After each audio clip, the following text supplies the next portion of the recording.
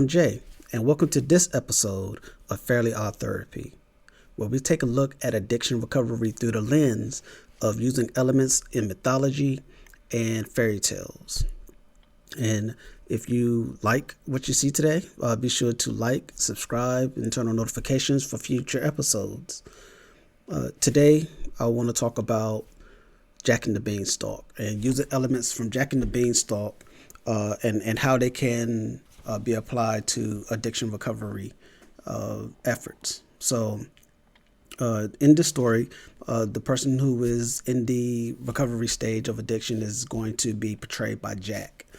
And the story starts off with Jack in a house with his mother, and they're are down on their luck. They are, basically to the point to where they have to sell the cow. So mother tells Jack to go sell the cow on market so that they can have some food. On the way, Jack is approached by a guy with beans, and he tells Jack that these are magic beans and, trade him the magic beans for the cow. Well, that sounds rather irrational. So let's stop here for a second, right? And the house is that Jack is living in at the moment is kind of like being caught up in the act of addiction or addictive behavior.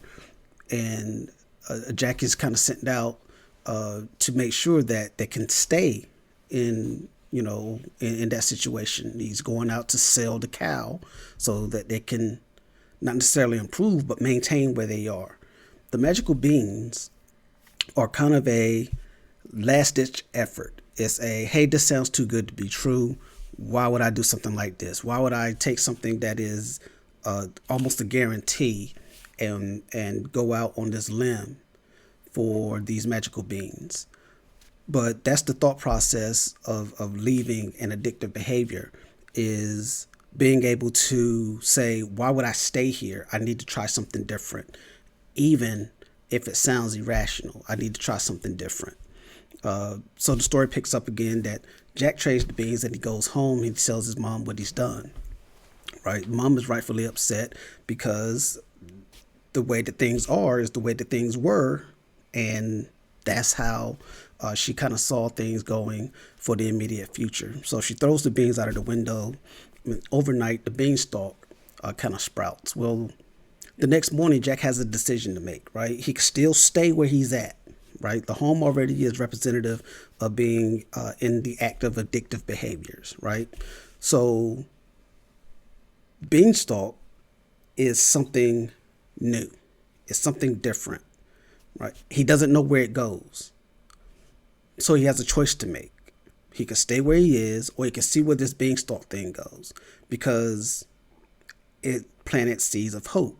The guy told him there were magic beans, and here's proof of magic beans, because this beanstalk reaches up to the sky. So there has to be some truth to what the guy was saying that was trying to sell him the beans. So Jack climbs up the beanstalk, right? And that's where he sees this fantastic castle in the sky. He gets there, and he is, just mesmerized by the enormity of what he sees. Okay. And that aspect of it is making that decision of trying to get out of an act of addiction. Things can seem magnificent and things can seem bewildering. Like, they're just kind of the enormity of the situation, I guess is a better way of saying it, right? So he's up there and he runs into a giant, right? And we're familiar with the lines, fee, fi, fo, fum. I smell the blood of an Englishman. Be he live or be he dead, I'll grind his bones to make my bread. So there's no secret that in this particular situation, the giant is going to be representative of the possibility of relapse. So now the giant's house, okay, because the giant is also married, right? In some versions of the story he is, and some he's not. But this version of the story, he's married, and the giant's wife sees Jack and she hides him until the giant falls asleep, right? So the giant kind of asks his wife, what's going on? I smell him. I smell this Englishman, and she's like, nope, nothing here. So the giant goes to sleep. Well, when Jack is leaving, right, he happens up on a sack of gold. So he takes the gold and goes down to Beanstalk. All right. Now let's stop. The giant's house is programs, whether they be residential or outpatient, therapists, whether it be private or public. But the giant's house is kind of representative of seeking professional assistance to get out of the active throes of addictive behaviors, right? And the giant's wife are more along the personnel that work in those facilities, right? They can shelter you a little bit, but ultimately it's up on the individual in the act of, trying to leave their addictive behaviors behind to do a lot of the heavy lifting.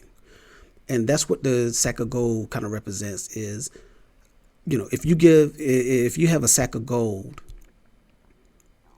it's good until it runs out, right? And that's part of the information that you get from your therapist, from working the programs and things like that is it's good until it runs out. And that's kind of the beginning stages of leaving the your addictive behaviors behind. So that sack of gold, or that is the information that you've gotten from your therapist or your counselor, is when you just take the information at face value. Okay, I'll apply it today. That type of situation. I hear you, but okay. So, but Jack goes down with the bag of gold, and there he gives it to his mother, and they're like, great, Allah's looking up. But like I said, eventually that sack of money runs out. So Jack has to go back up the Beanstalk, and there again the giant says the classic line, and he's been hidden by the giant's wife. That evening, Jack happens to see that there's this goose that lays golden eggs. Well, this is a little better, right? Because the sack of gold runs out. But a goose that lays golden eggs on command can potentially continue to produce gold, right? And this is when you take information that you're giving and internalize it so that it's there when you need it. Not necessarily just hearing it in your sessions and saying, okay, yes, that makes sense. But taking that information and internalizing it and saying, okay, not only does it make sense, but this is how I can apply it, and look at opportunities where you can apply that information.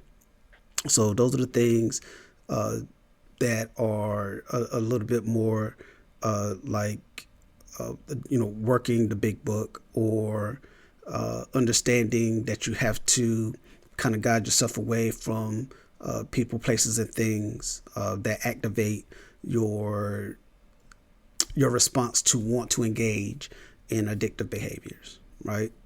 So Jack takes the goose, and he goes down the Beanstalk, and he gives the goose to his mother, and everything is good for a while. So here is where the story kind of gets a little weird for me, is that he goes up the Beanstalk again, and he wants the singing harp, right? Now, the singing harp in this scenario, the way that I'm using it, is the addictive behavior, okay? Because in the story, the giant is sleeping, but the giant falls asleep while the harp plays. Okay, so it's kind of like the addictive behavior calms the relapse, right? You're engaging in the addictive behavior, you're in a relapse, so there's not this threat of a relapse because you're actively in it, right? So Jack goes and gets the harp, and while trying to take the harp alerts the giant, saying, "Master, master, someone's trying to take me." And that's when the giant wakes up and chases Jack down the beanstalk, right? In some stories, Jack makes it down and he chops down the beanstalk, and the giant falls to his death, right? In other, or at least one other version of the story that I've read, Jack drops the harp and then goes down the beanstalk and chops it down. Okay? And the reason that's significant is because Jack has to drop the harp to get away. He has to leave behind the addictive behavior in order to make his escape, to finally be rid of the threat of relapse. And again, that's the way that I view it, and I thought that was kind of unique in that the one he didn't have to go back. He already had the golden goose, or excuse me, the goose that lays the golden egg. He already had nuggets of information, or in this case, he already had wealth at his disposal. He already had the information available to him to not engage in addictive behaviors. But the allure of, okay, I have this, let me try, is how relapses occur. Is I got it. I have this information. I have these tactics. I have these techniques. I'll be okay if I just. And before you know it, we find ourselves in a relapse. We went up the beanstalk one time too many, to for whatever reason. So that's it. That's really how I see Jack and the Beanstalk being useful in a way of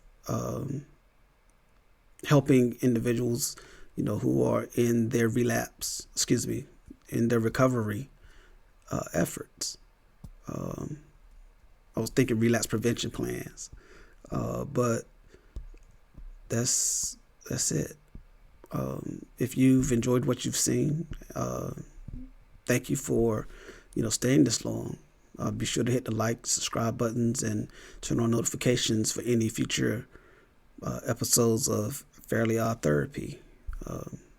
Thank you for stopping by, and until next time, take care of yourself. If you like this video and want to see more, make sure to click the subscribe and like buttons and turn on notifications.